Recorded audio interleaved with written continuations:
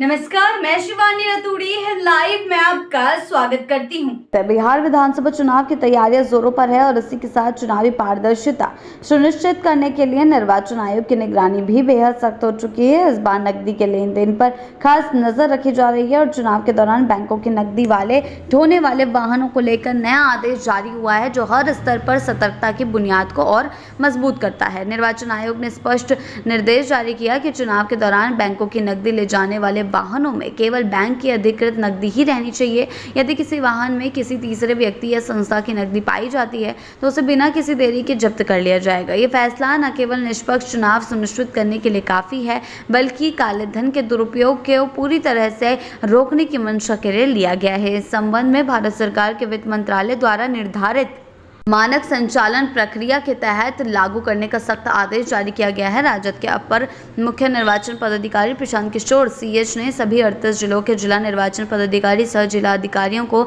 SOP का अनुपालन सुनिश्चित कराने का निर्देश दिया है। यह आदेश साफ करता है कि बैंकों को अपनी नकदी ले जाते समय पूरी पारदर्शिता बरतनी होगी और किसी भी परिस्थिति में अनधिकृत नकदी की ढुलाई नहीं की जा सकती। नकदी के लिए जाने वाले हर वाहन के पास बैंकों का एक अधिकृत दस्तावेज रखना होगा, जिसमें ये स्पष्ट तौर पर दर्ज होना चाहिए कि नकदी किस शाखा से कहां जा रही है, किस उद्देश्य से जा रही है और उसकी कुल राशि कितनी है।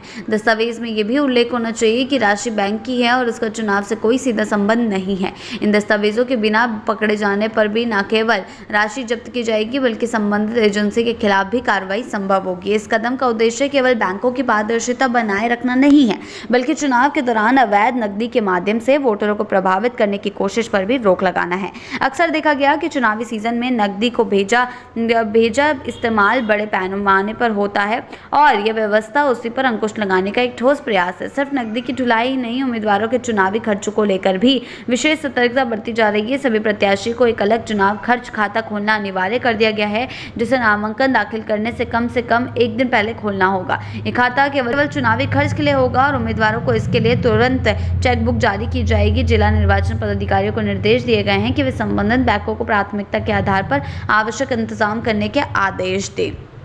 इस प्रक्रिया से ये तो सुनिश्चित किया जाएगा कि प्रत्याशी कितना खर्च कर रहा है, किस मकसद में कर रहा है और इसका स्रोत क्या है। इसका पूरा लेखा जोखा आयोग के पास उपलब्ध होगा और खर्च की पारदर्शिता से न सिर्फ काले धन का प्रभाव रुकेगा, बल्कि आम मतदाता को भी यह भरोसा मिलेगा कि लोकतंत्र की जड़ें मजबूत हैं और चुनावी प्रक्रिया किसी के प्रभाव में नहीं है।